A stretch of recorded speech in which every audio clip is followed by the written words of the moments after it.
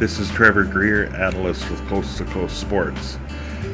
Today's presentation is about the Fort Garry Invitational Basketball Tournament, a little bit about the history of the tournament, the legacy of the tournament, and the upcoming resurrection of FGIT.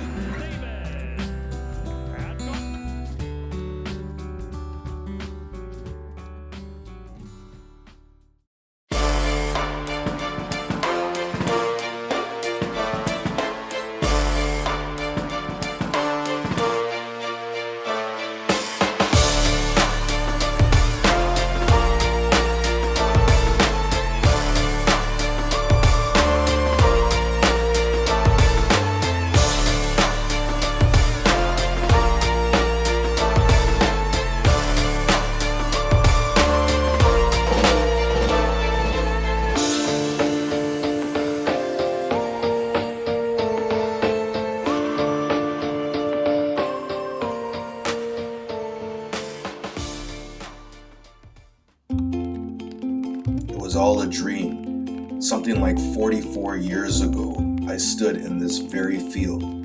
We are here at St. Norbert Immersion School in Winnipeg, Manitoba. Ladies and gentlemen, boys, girls, children of all ages, this is where it began for me. This is kind of cool. 1977, I'm starting to date myself. Back in St. Norbert, and we are going to be driving past the birth house right away. Brings back a lot of memories. I used to have my godparents here on the street. My parents wouldn't really let me off the block too far to avoid getting in trouble. Yeah, it's kind of cool. It's going to be coming up here just after the trees, 182. They obviously changed the color of the house. It used to be green and white. You know, it's a French community. It wasn't bad. We kept ourselves out of trouble. I remember it was so cold because we were from the Caribbean. My mom used to walk me to this bus stop right here. It will be coming up right away. Standing there waiting for the school bus to come. Pulling up to it right here. Wow, this brings back a lot of memories. You could ride your bike down the street or around the block and get into a lot of trouble. The bus would pick us up and take us on this route to St. Norbert Immersion. You know, later in life, it definitely helps when you know two languages. I'm happy about that. Growing up in St. Norbert, it has always stuck with me. It's a small, safe community. It's great. So when I was 10 years old, it was time to push up the street. Here's a different area, Fort Richmond. You know, coming here when I was about 11, 12 years old, my parents building this house gave me a chance to learn a lot, see a lot, things that we are missing today, like having a trade. Having a trade is a great way to support your family. If you can't do everything in your career, kind of like an each one, teach one, so that we get better with each generation. So obviously the chain got a little bit longer here. I was able to ride my bike further and do some more things, moving up just like the Jeffersons. Coming back here still brings back a lot of memories. It's my adolescent years, through my teenage years till I left to go to Ottawa and play basketball on the hill. The house is coming up right here on the corner, number 3 Point West Drive. So Waverly Heights, what can I say? I think some of my most memorable years, best years came out of this area. I met so many amazing, great people. And the great thing about Canada is that we are a mosaic. So a lot of these people from this area stuck with me from my youth to my adult life. I can't say I know too many schools that have a strong alumni like Vincent Massey. We always stayed together, and I think that's terrific. Coming up here to the left shortly, you'll see Arthur Leach. I think I was a bit before my time all the time because in grade 7 I ended up playing for the grade 9 team. My skill level was never something that held me back. I was always ahead of it, putting in that work. It made me the person I am to go to Ontario. Leaving Arthur Leach was a bit of a turbulent time.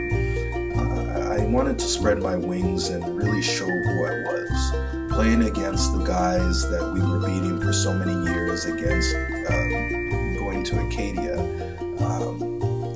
Maybe if I went to Fort Richmond, we could be the better team. So I came up here for my grade 10 year. Even as a freshman, I played both varsity and freshman. We used to run on them.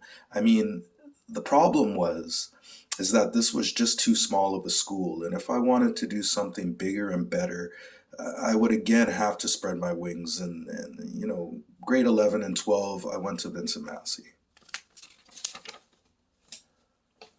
That's when I would know nothing would stop me, and I knew that for a fact I'd be going beyond Winnipeg.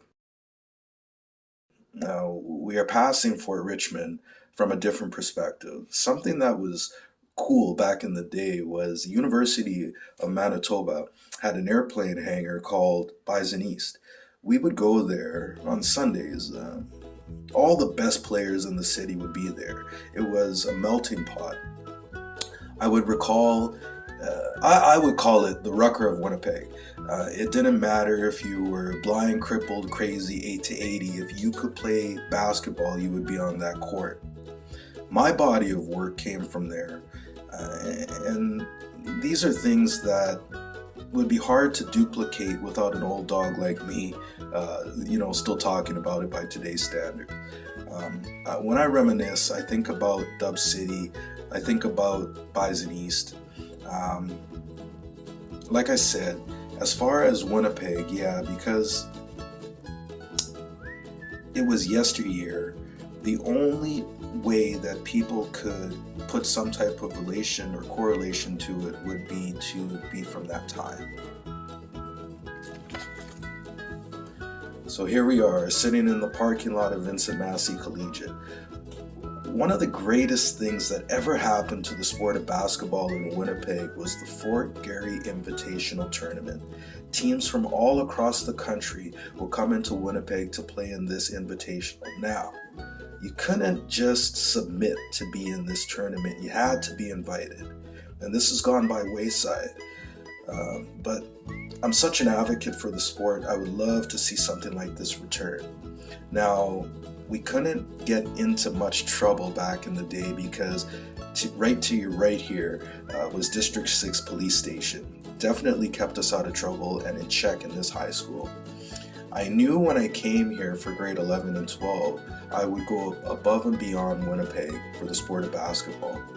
But I was able to practice my craft here at this school and continue my relationship with a lot of lifelong friends that came out of the Fort Garry area. Manitobaville, I can't say enough. It's my home.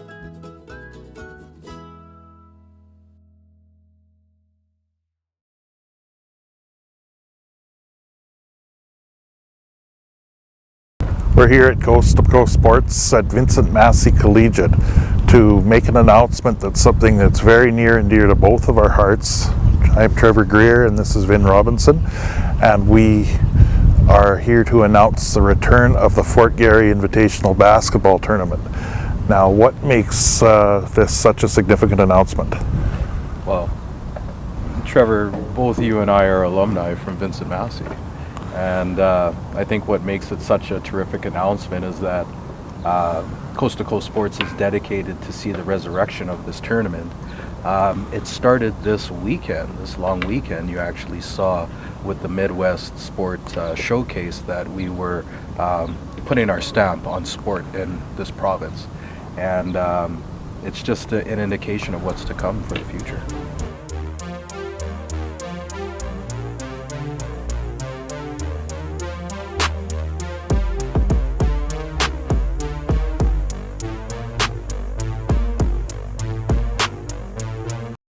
because where I come from and in many parts, in other parts of the world, most people, we do understand that sport, it's more than just the team or the club that you support. It becomes your second family.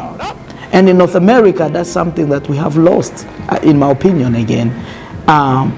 Because sports, it's one thing that's supposed to unify us, as especially looking at what, the Canadian government were promoting. We say inclusion, diversity, and see on how we can all unify, as one big country. But you look at it, there's some limitation when we talk about sports and accessibility and affordability. When often we talk about inclusion, and some people may say, oh, because of particular race, religion, background, social status. But when you come to sports, there's one thing that brings us all together. It's that one language, it's one song we can understand, right? And that's what sports should be, a sense of where everybody can be included. It's not about business, it's about community.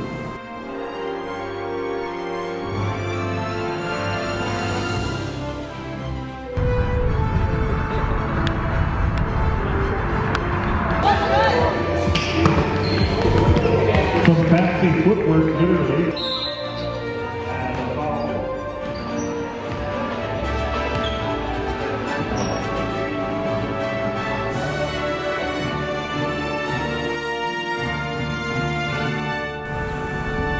And I know the initial Fort Garry Invitational started in 1960 with the opening of Vincent Massey Collegiate. So even though there has been a break of a number of years between editions of the tournament, this is a tournament with an illustrious history. And it must be really exciting to get it going again and rewrite some history as time goes on now. Yeah, I think that it is, but there are people in the world that are history buffs, and they want to appreciate where we were in order to know where we're going.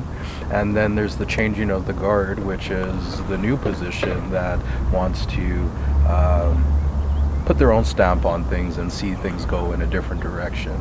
My opinion of what the Fort Garry Invitational Tournament is going to be is maybe something a little bit different. The invitational aspect of it might be one player invite, so that we're making kind of like an all-Canadian aspect of what this game would look like versus numerous teams from all across the country that are coming in to compete. So the position's a little bit different, but with recouping after COVID, it makes sense for the positioning. Yes. Also, I do remember teams that came in from as far away as BC, some teams that came in from the States. There were girls' teams, there are boys' teams. Is that the vision now as well? Yeah, that's still the vision. Through our partnership with Scotiabank and Herzing, we do want to focus on the point of inclusion, where we're not turning our backs on any gender. We are really gender neutral. We'll find a place for people to land and being able to play, and that's the focus. If you could ball, if you're cream of the crop, it's time to get ranked. Started in 1960, the Fort Garry Invitational was created for a newly built Vincent Massey Collegiate. It was modeled after the Luther Invitational Tournament, which is held annually in Regina, with the goal of becoming one of the more prestigious basketball tournaments in Western Canada.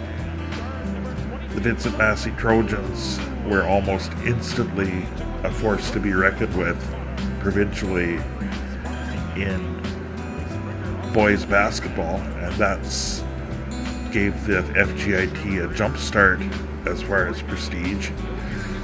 Teams from all over Canada and even the US were invited to participate in the tournament with high degrees of success.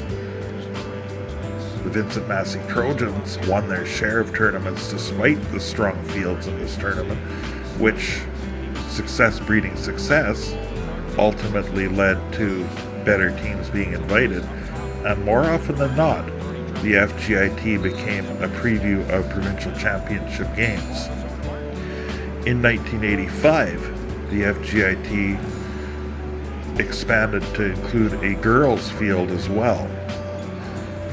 The girls' tournament was previously called the Fort Richmond Invitational and ran at a Fort Richmond Collegiate, but amalgamating the two tournaments added to the prestige both of the FGIT as well as giving the girls an equal footing profile-wise, given the fact that FGIT was a large tournament with a 25-year legacy already.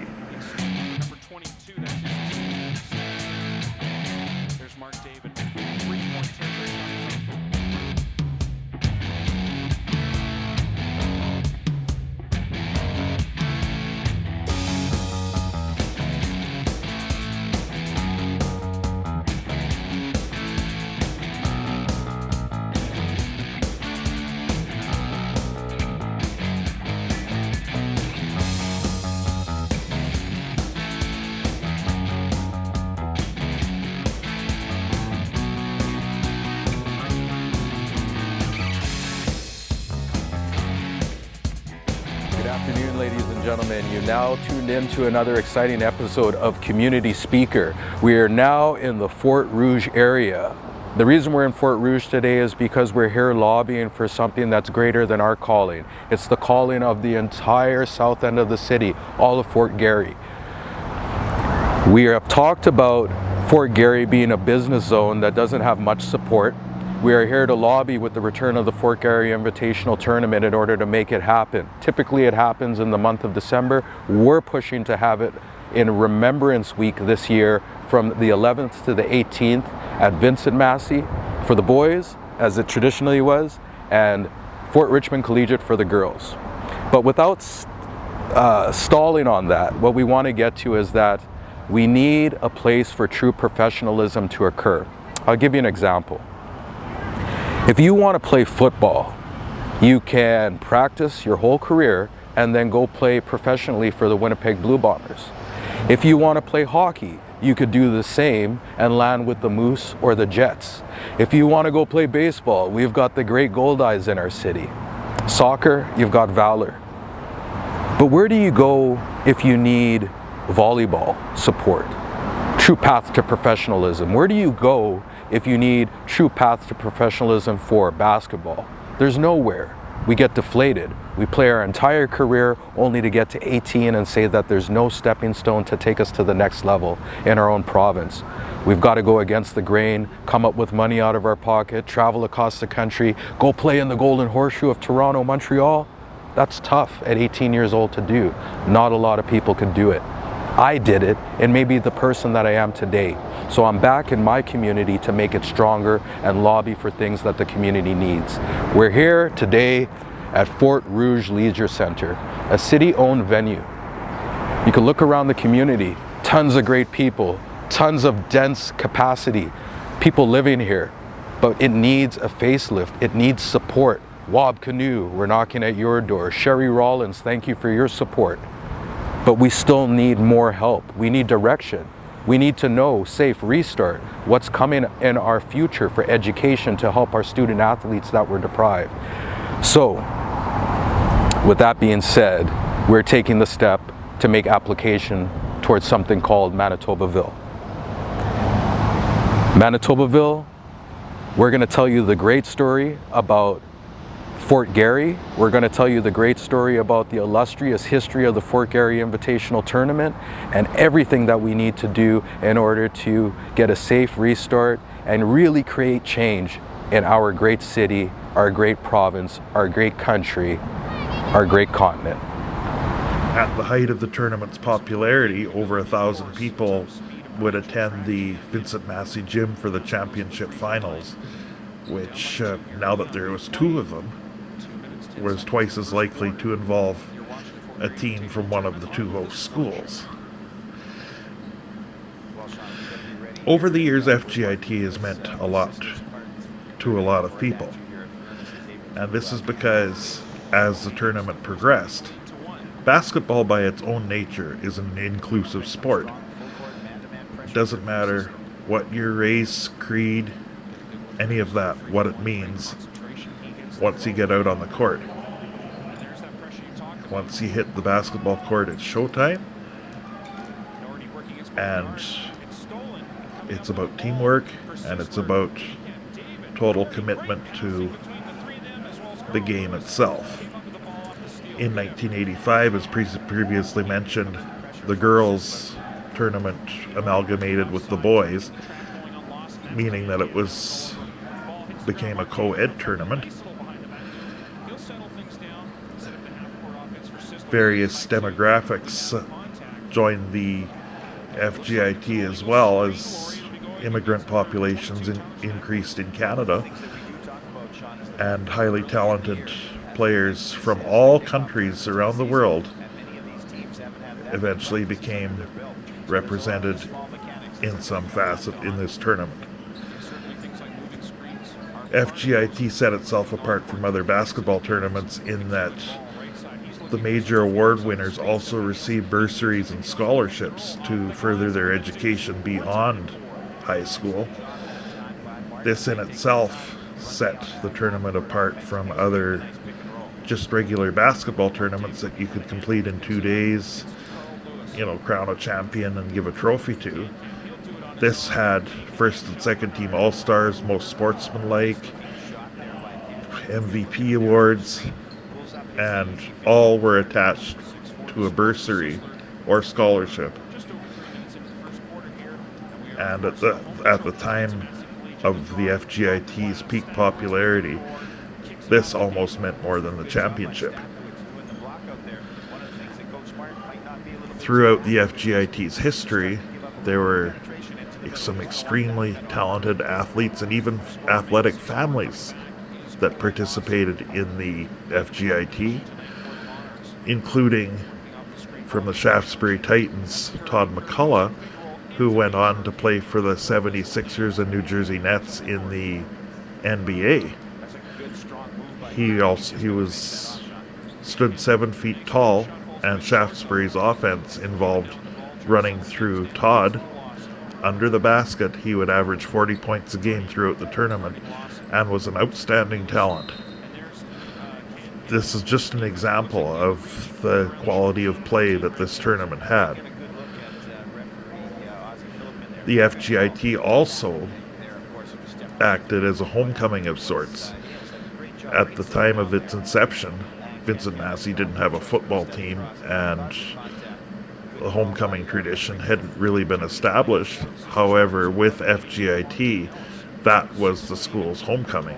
Alumni would come far and wide just to watch some basketball and to be a part of the tournament that was so near and dear to their hearts throughout their high school years.